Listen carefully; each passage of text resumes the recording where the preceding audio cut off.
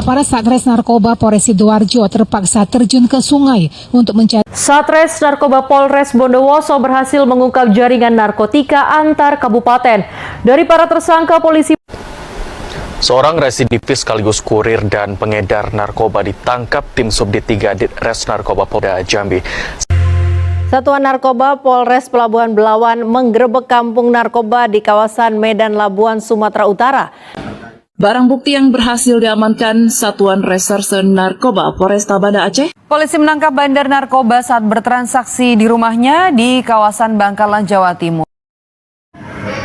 Seperti berita di atas, narkoba adalah singkatan dari narkotika dan obat-obatan berbahaya.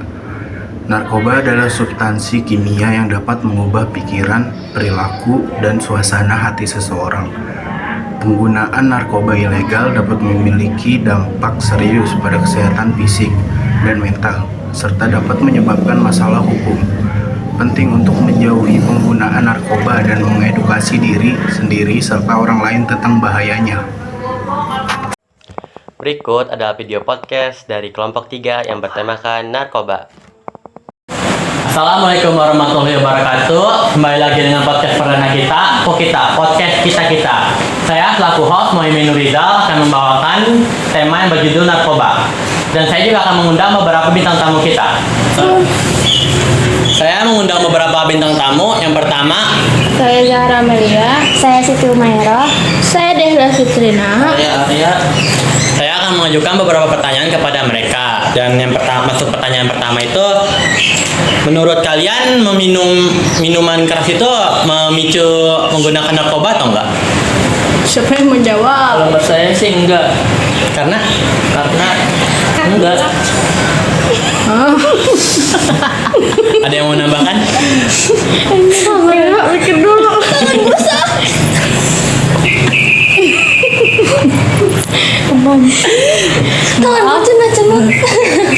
Jika tidak ada jawaban lagi, kita masuk ke pertanyaan kedua ya. Udah itu skip beda. Itu jangan. Kenapa nih pejabat dan artis-artis sekarang itu banyak yang terlibat kasus narkoba? Lebih ke pengaruh lingkungan mereka kali ya. Terus juga di dalam kepolisian itu biasanya nih orang-orang yang ditangkap nih narkobanya dijual lagi. Rumornya begitu. Cuma kita nggak boleh suuzon sama orang. Jadi kita tetap positive thinking aja. Mungkin karena lingkungan kan. Iya, kita nggak tahu. Betul. Terus kalau menurut kalian yang orang yang mengkonsumsi narkoba itu bisa disembuhkan atau enggak? Bisa. Kalau menurut saya bisa. Dengan cara bawa ustaz.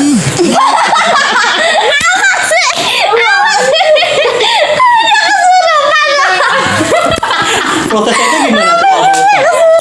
Kalau tidak, bayar aja. Iya. Kalau menurut Delia ya bisa disembuhkan dengan cara rehab, terus juga dengan dukungan dari orang-orang sekitarnya, terdekatnya, ya benar. Dengan cara memberi dukungan, kalau lu tuh bisa sembuh, lu tuh bisa bangkit, terus juga bisa ngejauhin narkoba itu. Boleh. Apakah kayak narkoba itu punya manfaat tersendiri atau enggak menurut kalian? Tergantung dosis dan jenisnya juga sih. Kan ada juga tuh narkoba yang buat obat-obatan ya. Di ganja itu sebenarnya ada obat-obatan, cuma ya tergantung dengan dosis dokternya. Jadi intinya itu harus dengan resep dokter ya? Iya benar. Jadi kita nggak boleh sembarang make gitu. Nih kalau bagaimana ini cara menghindarin orang yang nawarin Ini narkoba? Gimana cara menghindarin orang yang nawarin narkoba? Nawarin, bro.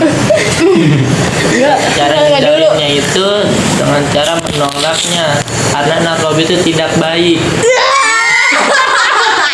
Kita semua tahu tidak baik. Oh, cara nolaknya itu yang baik itu gimana tuh? Enggak dulu.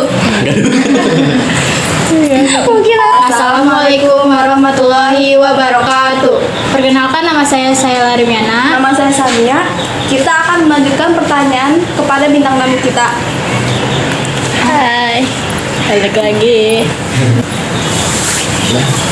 Jawab apa? Di sini. Ayo, tuh. Nggak kelihatan. Si Reno memakai sarung pakai peci pas. Sini. Mundur dikit, maaf. Dah. Cara orang-orang beli narkoba itu kayak gimana sih? Tuh, caranya gimana? Caranya Seperti menyelip-nyelip. apanya nyelip-nyelip? Siapa? Jadi kayak kita ditaruh di tempat ini kayak gitu tuh sistemnya. Oh gitu. Ibaratnya COD. COD. Delivery. Cuman nggak ketemu langsung. Diumpetin gitu langsung. Iya. Oh, Langsung diumpetin. Oh, nanti diambil. Oh, iya. Pertanyaan selanjutnya, kenapa sih nggak nerapin hukuman mati aja kepada pencandu narkoba? Saya mau jawab tuh. Kamu nggak tahu tadi apa? Gak ada juga cuma tanya gitu. Jawab apa nggak tahu? Udah, kalau tahu. Apa tadi jawaban L-nya? Kenapa sih nggak nerapin hukuman mati aja kepada pencandu narkoba? Menurut saya sepertinya tuh pecandu narkoba masih bisa dibina, kecuali buat bandarnya ya, kita nggak tahu tuh bandara. Tapi kalau buat pemakai masih bisa dibina, masih bisa direhab. Ya seperti yang di pertanyaan awal, pokoknya harus disertai dengan lingkungan yang sehat, jangan terjerumus lagi deh ke narkoba itu. Oh, siap. Ya, sobat asik. Selanjutnya bagaimana sikap kita kepada orang yang sudah termasuk narkoba? Sikapnya Bagaimana sih kita terhadap mereka Sikap kita sudah itu harus terjebak? tetap baik kepada dia, harus dididik dia juga supaya dia kagak kecanduan narkoba lebih lama gitu. Udah. Iya bisa masuk. Iya, masuk.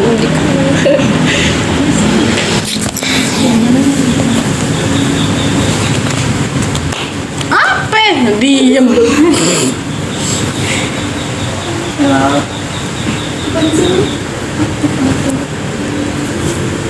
Pertanyaan selanjutnya,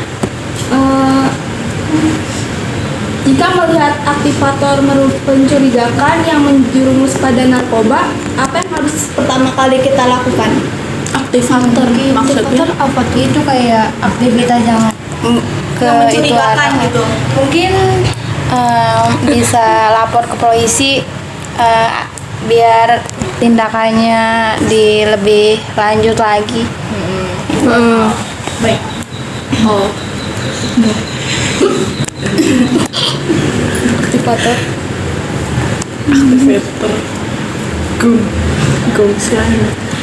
Selanjutnya bagaimana caranya mencegah apa kita tidak terkena ini apa narkoba gitu? Hah? Boleh. Maksudnya apa sih maksudnya? Boleh diulang lagi gak? Kalau pecandu Bagaimana cara mencegah agar kita tidak tergoda narkoba gitu? Cara mencegahnya. Cara mencegahnya dengan menguatkan iman, dengan cara sholat, beribadah tuh, kan iman kita jadi kuat. Benar-benar. Kalau saya tambahin lagi, lebih jangan bergaul sama orang yang kayak gitu. Soalnya bisa ngejerumusin lu buat ikut make juga gitu. Boleh silakan dilanjut pertanyaannya. Pertanyaan selanjutnya.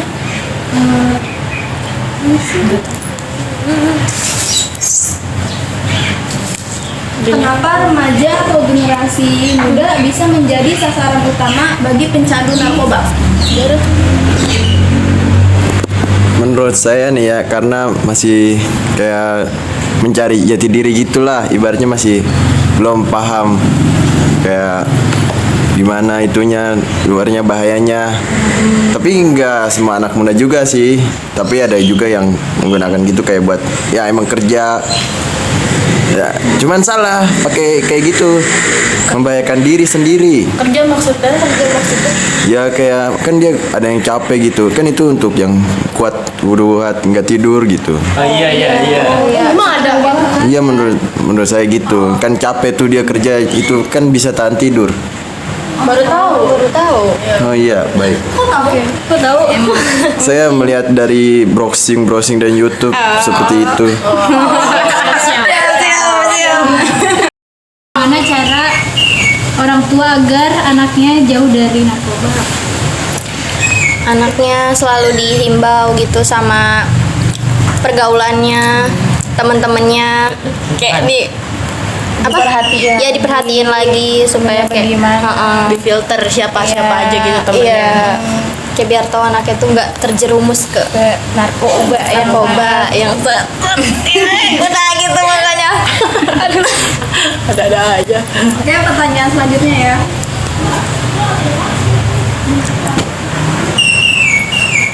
Apa yang menyebabkan seseorang ingin mencoba narkoba? Padahal narkoba itu buruk. Kembali lagi menurut saya ya dari mulai kayak pekerjaan capek yang nggak tidur gitu, makanya menggunakan narkoba, stres juga bisa, jadi yang nggak tidur kerja terus. Iya. Karena kan kalau nggak kerja juga Iya. dapat duit. Ya, betul. Pertanyaan selanjutnya ya. Jika orang tua menjadi pencandu narkoba dan ibunya sedang mengandung, apakah anaknya bisa menjadi pencandu narkoba juga? Enggak, soalnya lagi ngandung kan. Bayi mana bisa pakai narkoba? Logis aja gak sih kayak gitu? Benar. Kalau kelainan. Jadi Bisa cacat. Soalnya kan narkoba tuh bahan berbahaya, sedangkan ibu hamil tuh rentan banget kan sama hal-hal yang berbahaya, entah berbahaya dari dunia luar atau dari dalamnya sendiri tuh sensitif banget lah bahasanya. Jadi ya bayinya takutnya rentan. Jadi jauhin deh yang kayak gitu, apalagi lagi hamil kan. Jangan sampai deh ntar anak lu keluar tangannya satu doang kan enggak. Sungsang nanti. Iya, itu sungsang kaki duluan. Udah.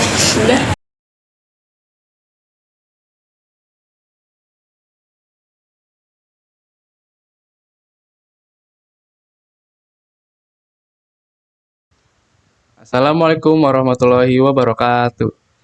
Saya Raja Antawijaya dari kelompok 3.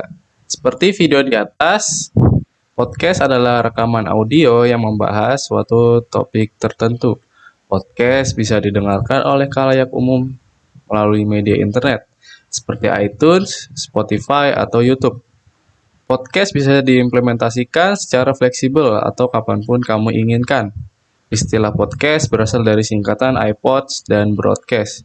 Kegunaan podcast yaitu yang pertama pendidikan dan pembelajaran, yang kedua untuk hiburan, dan yang ketiga untuk berita dan informasi.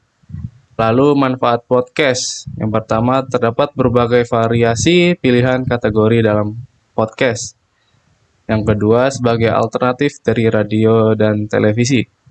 Yang ketiga dapat mendengarkan podcast dengan lebih fleksibel. Yang keempat melatih imajinasi, dan yang kelima pendengaran yang lebih baik. Lalu dan masih banyak lagi. Sekian dari saya. Wassalamualaikum warahmatullahi wabarakatuh.